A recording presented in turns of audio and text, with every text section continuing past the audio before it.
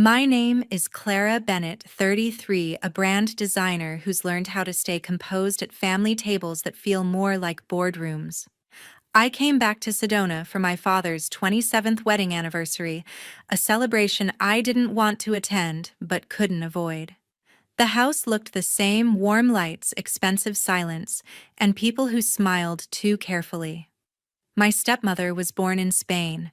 She carried her accent like a jewel, switching to Spanish whenever she wanted a private world. Over the years, that world never included me. Dinner started with polite laughter and the soft sound of glasses clinking. My younger sister leaned toward her mother, her voice smooth and almost affectionate.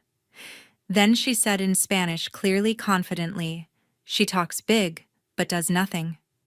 My father chuckled lightly. My stepmother gave a subtle nod.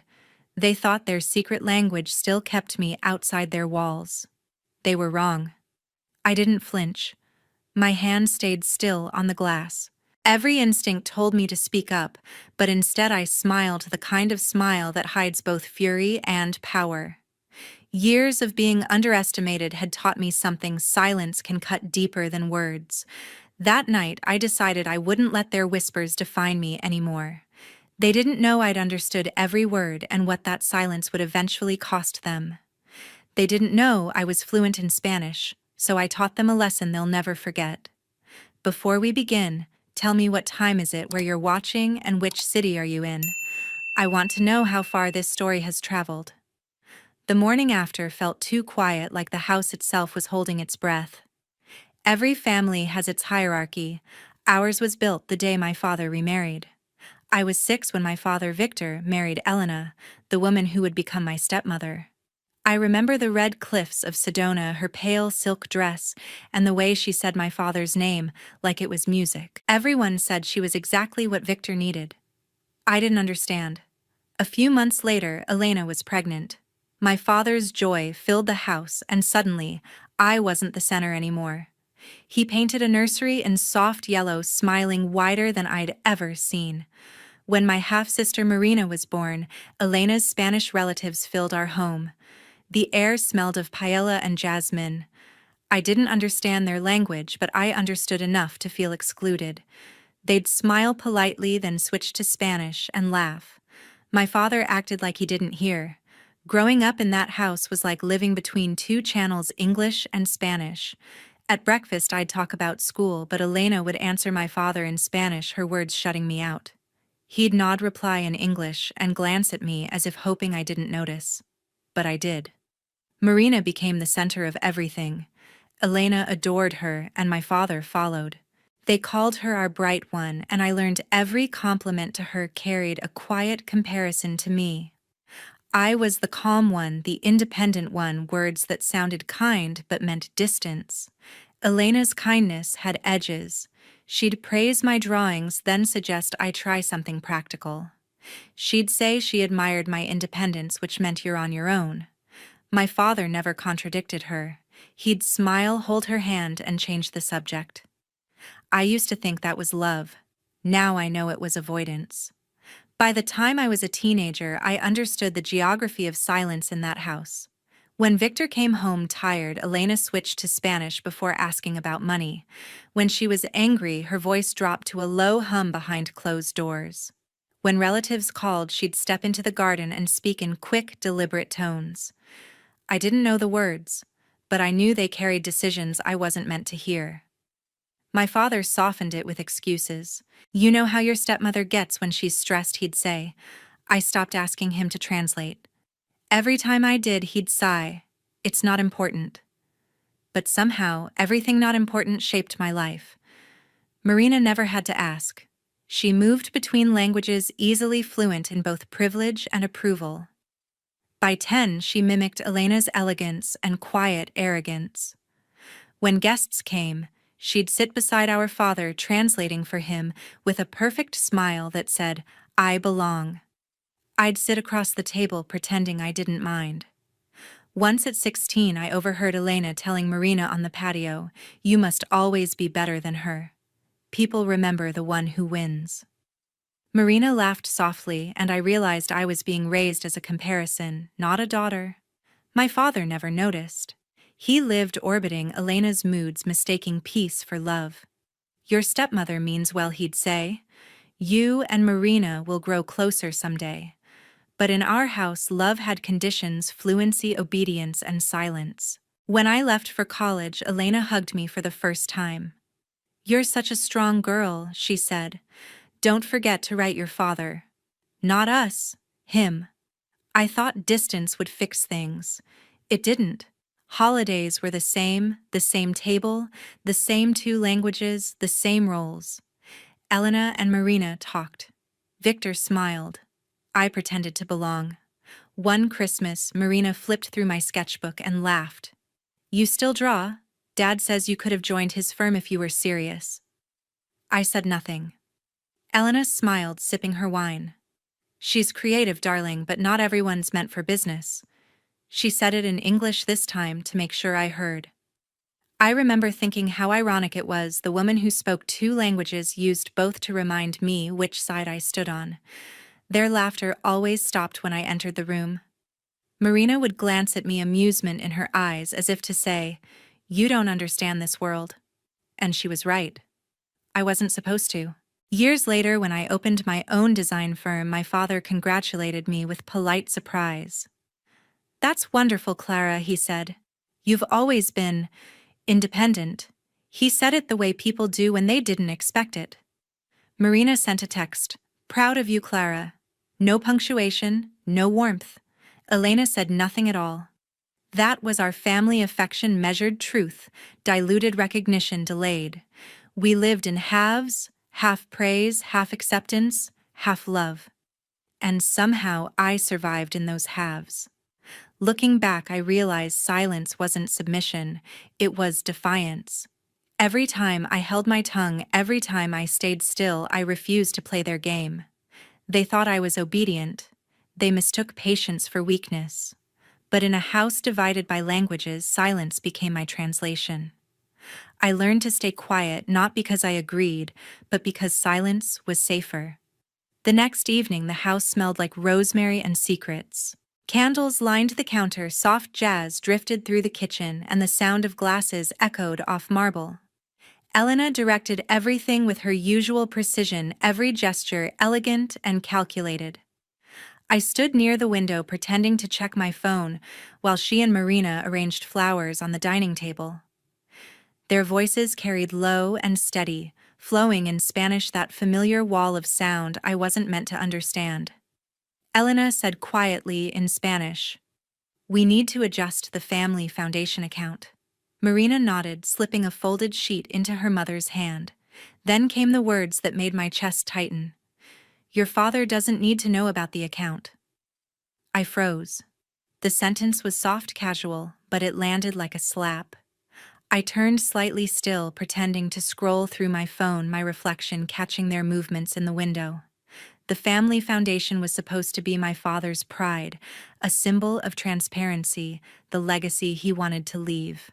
But hearing those words, "doesn't need to know," turned it into something darker, something hidden. I set my phone on the counter, its camera tilted just right, recording. Then Marina laughed softly. "Clara just wants attention like her mother did." Her voice dripped with mockery, sweet and cruel, all at once. Elena didn't correct her. She only replied, still in Spanish, "Don't say that too loudly."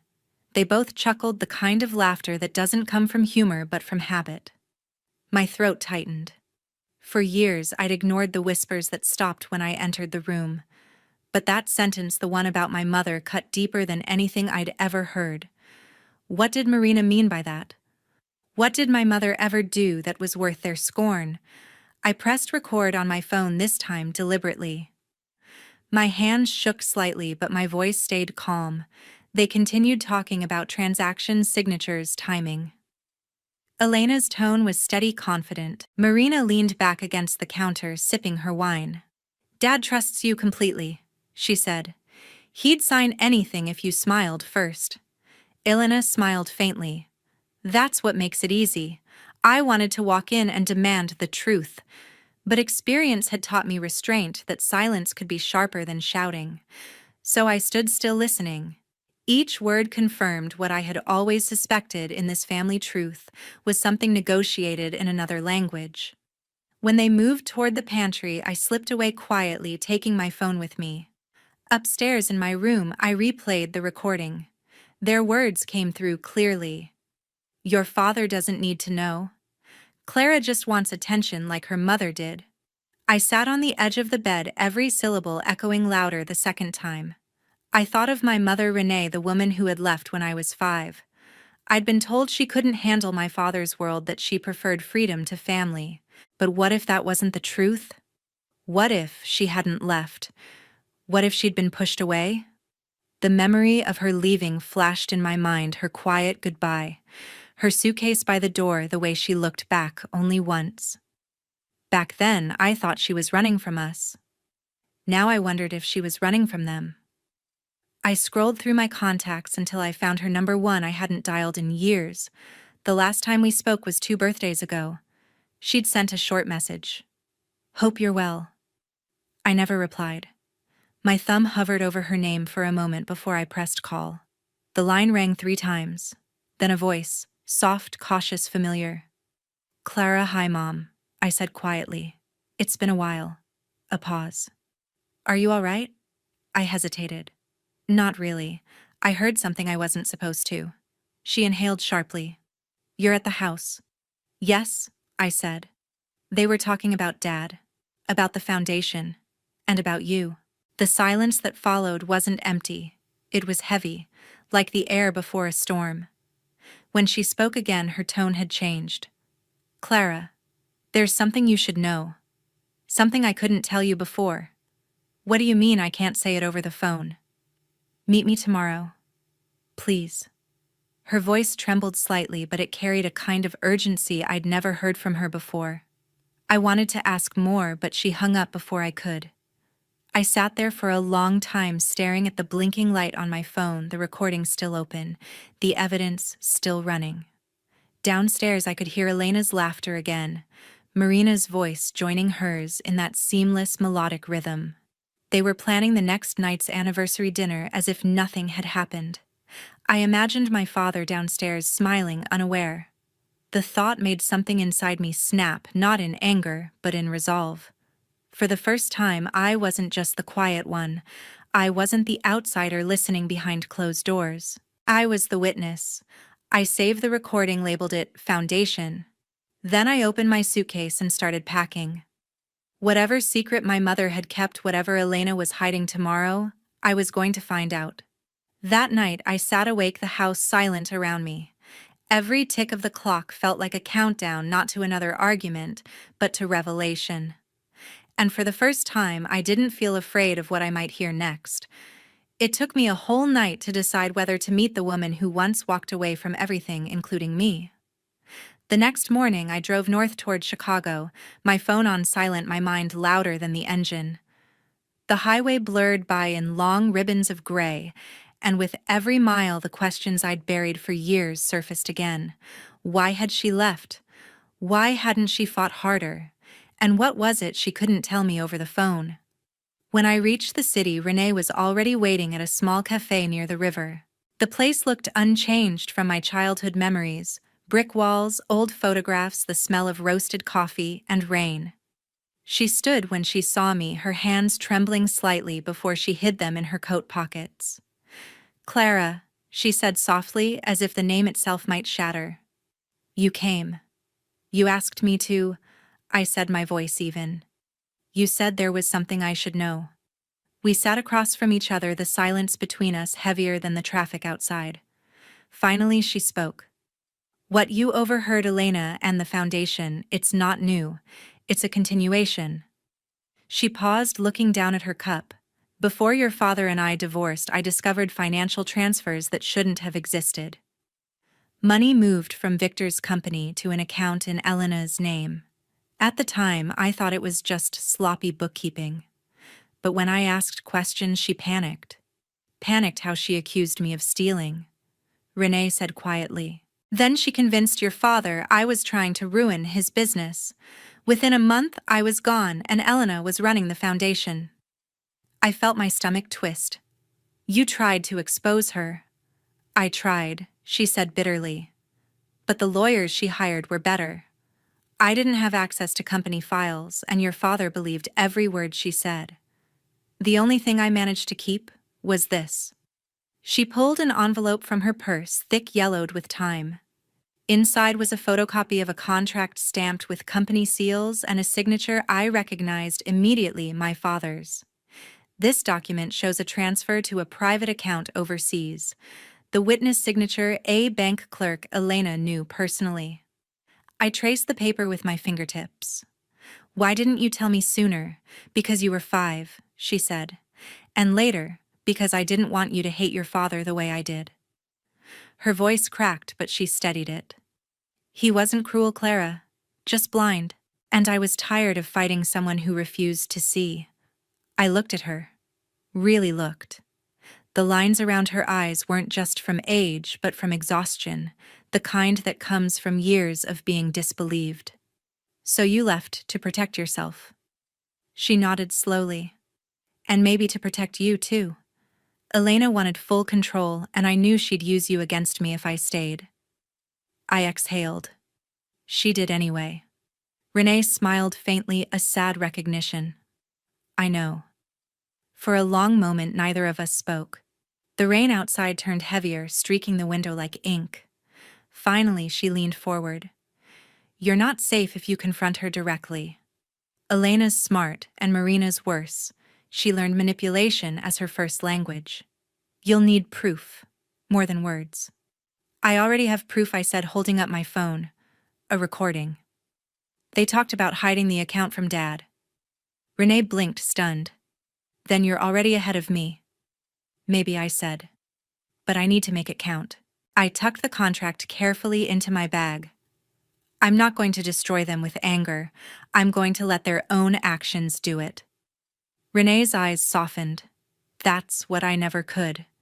I lost everything because I let fury speak louder than reason. I smiled faintly. Then I'll do it differently. She reached across the table and touched my hand. Be careful, Clara. They won't go down quietly. Especially her. I squeezed her hand gently. Neither will I. We stayed for another hour, talking less like mother and daughter and more like two survivors comparing scars. She gave me names, accountants, old associates, people who had left Victor's company quietly after Elena took over. Each name was another thread to pull another crack in the foundation. By the time we stood to leave, the rain had stopped. Outside, the city smelled of asphalt and beginnings. Renee buttoned her coat, her eyes glistening in the gray light. When you see your father, she said, remember, he's not the enemy. He's the blind spot. I nodded, tucking that truth somewhere deep. Thank you, I whispered, for not destroying the last piece of the story. She smiled faintly. Just promise me one thing, don't let their lies make you like them. I won't, I said. I'm not here to become them. I'm here to end it. As I drove back to Sedona that night, the city lights faded in the rearview mirror. In the seat beside me, the envelope rustled softly like a heartbeat. Every word, every signature, every lie, all of it was finally coming into focus.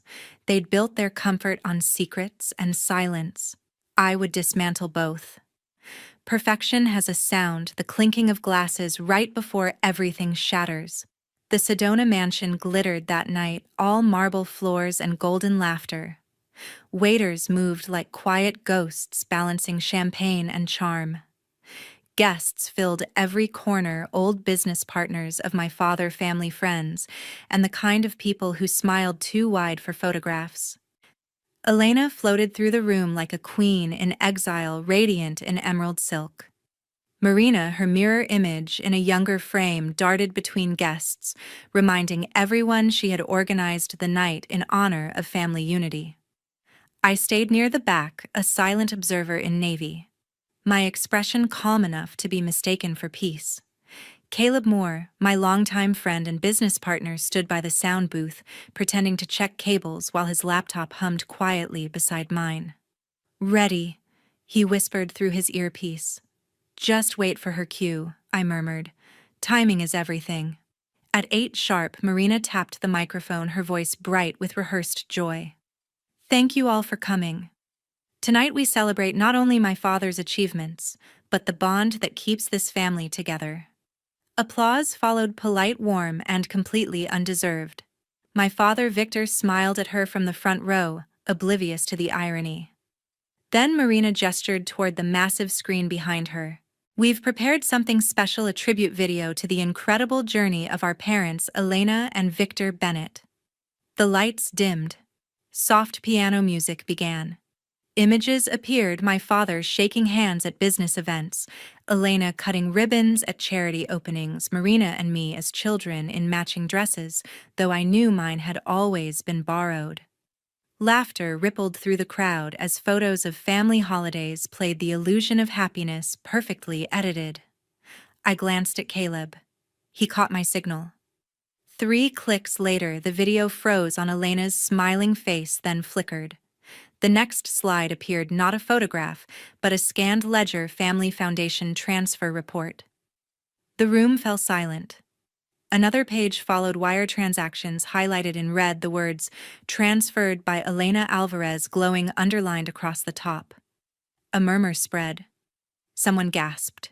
Is this part of the tribute? Whispered a woman near the front. Marina's expression collapsed. Turn it off, she hissed, rushing to the laptop, but Caleb had locked the feed.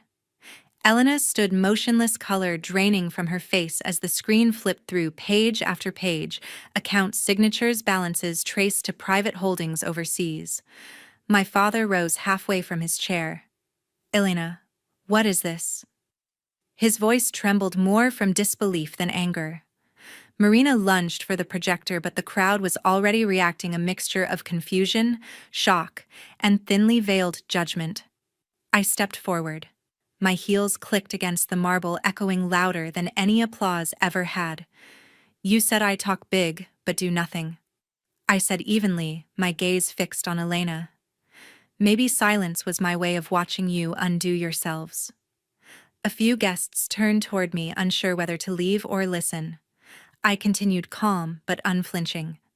That foundation you built, the one you paraded as proof of generosity, it's a shell. Every donation, every speech about compassion, all of it funded by what you took from this family. Elena's lips parted, but no words came. Marina's eyes darted from her mother to the screen, trapped in the reflection of her own downfall. Clara, my father began softly, but I cut him off with a quiet glance. You always told me truth comes at a cost, I said. I'm just here to collect the receipt. The final slide appeared, a time-stamped transfer document bearing both Elena's and Marina's initials. Gasps erupted again, followed by silence thick enough to drown in. I reached for my glass of water, lifted it slightly toward Elena. To perfection, I said. May we all learn what it really sounds like when it breaks. Caleb ended the projection. The lights came back on, slowly revealing faces pale and uncertain. A reporter from one of the charity magazines whispered something into her phone. Somewhere near the back, someone began to clap, a slow, stunned rhythm, then stopped, realizing it wasn't the right kind of applause. Elena finally spoke, her voice faint. You don't understand. No, I said. For once, everyone does. She looked at me, then at my father, and I saw something flicker, not guilt, but fear. The kind that comes when the script you've written for everyone else finally turns against you. I turned and walked toward the exit, Caleb following close behind. Behind us, the clinking of glasses resumed, not celebration this time, but the fragile sound of a legacy fracturing in real time. The morning after the party, the Sedona mansion felt like a museum of consequences. Reporters camped by the gates. The phone rang until it went hoarse. By noon, 2 of my father's partners had withdrawn from the board. Charity sponsors quietly paused their involvement. The story spread faster than anyone could control. Family Foundation under investigation for fraud. Inside, the air smelled of burned perfume and panic. Elena locked herself in her room, the same one where she once rehearsed her public smiles. Marina sat at the piano, pressing random keys like a child trying to find a note that would make everything rewind. I watched from the doorway, unseen. For years, they'd filled this house with noise, laughter, gossip, soft lies, and now it was finally quiet. My father was in his office, head in his hands. The first time I'd seen him small. When I entered, he didn't look up right away. "It's all true, isn't it?" he asked finally. His voice was the sound of something collapsing inward. "Yes," I said. "I didn't make any of it up." He nodded slowly, as though the confirmation hurt less than the silence that followed. "Marina said you planned this, that you wanted revenge." I took a deep breath. I wanted truth. Whatever followed was theirs to own. He sighed, staring at a photograph on his desk, him, Elena, and me, taken years ago at a company gala. "Your mother warned me," he said quietly. "Not about Elena, about myself. She said my need to keep the peace would one day destroy it." I didn't reply. The words had already fulfilled their prophecy. "What will you do now?" he asked. "Nothing," I said simply. "I'm done fixing things I didn't break." That ended the conversation. He didn't stop me when I turned toward the door. Outside, the desert heat pressed against the windows like an unspoken sentence. I walked past the fountain, the marble steps, the ghosts of every dinner where I'd been told to smile. As I reached the driveway, I heard Marina's voice behind me, sharp, desperate. "You think you're the hero, you just ruined us." I turned once. "No," I said. "You did that yourself. I just turned on the lights." Then I got in the car and drove. The road out of Sedona cut through a desert the color of rusted gold. Wind scattered dust across the hood. The radio played something faint and old, and the sky stretched wide enough to swallow every memory. My phone buzzed twice, my father's name on the screen. I let it ring until it stopped. Then I opened the contact list, found his number, and pressed delete. No anger, just the soft click of closure. Renee's words drifted back to me. Some roots aren't worth saving. She had been right. Family wasn't about who planted the tree, but who watered it when storms came. I had spent years hoping the Bennetts would remember I was part of their soil. Tonight, I accepted that I'd grown elsewhere. The city lights faded behind me. The desert opened like an unwritten chapter.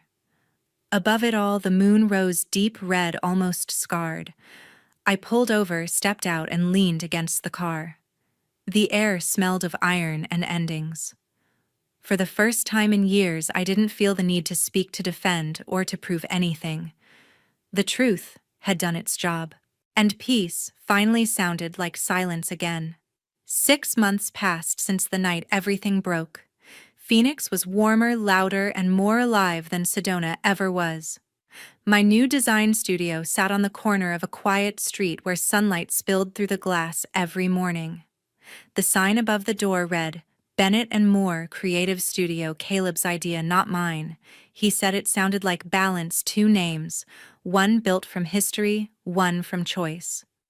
We started small local projects, a coffee shop logo, a boutique redesign, but it was enough. Enough to wake up without dread. Enough to build something that was mine alone. Caleb handled clients with the same calm he used when we planned that night in Sedona. "You finally look like you're breathing again," he said one afternoon as I adjusted mock-ups on the screen. "I guess silence suits me," I replied. He smiled. "Silence looks good on you, but don't make it your whole language." Maybe he was right. For years, silence had been my armor. Now it was becoming something else, space to create, not to hide. News from Sedona still found me occasionally, usually in headlines I didn't open. Elena had been indicted for fraud. The trial was ongoing. Marina had lost her job at the bank and was reportedly taking time off for personal matters. My father still lived in the house, though he'd sold part of the property to cover legal fees. I wondered if he still walked through those echoing halls at night, searching for a sound that made sense. But wondering didn't mean missing. I had learned the difference. One morning, a letter arrived at the studio, not from any of them, but from a new client. A small family-owned bakery wanted a full rebrand. The owner wrote, "We chose you because your work feels honest." I stared at that line for a long time. Honest. That word used to feel like a weapon in my house. Now it felt like home. Later that week, Renee flew from Chicago to visit. She walked into the studio with her soft smile and her quiet strength, carrying 2 sandwiches from my favorite deli she'd remembered. We didn't talk about Sedona or about the past. We didn't need to. Over lunch, she looked around the studio walls covered with sketches and swatches. "You made this from nothing," she said. "No," I replied. "I made it from silence." We both laughed, the easy kind, not the forced one I'd grown up around. That afternoon, after she left, I sat at my desk and wrote a thank you letter to the bakery, my first official client. It wasn't just gratitude for their business. It was a declaration written in a language that finally belonged to me. They used a language to hide from me, I wrote in my journal later that night. I used silence to free myself. The moon rose outside the studio window, pale and wide over the Phoenix skyline. I closed the lights, locked the door, and stood for a moment in the glow of my new life. No anger. No noise. Just peace that hummed like a song only I could hear. When family betrays you, the truth becomes your only inheritance. Thank you for listening till the end. Tell me in the comments, what does truth mean to you?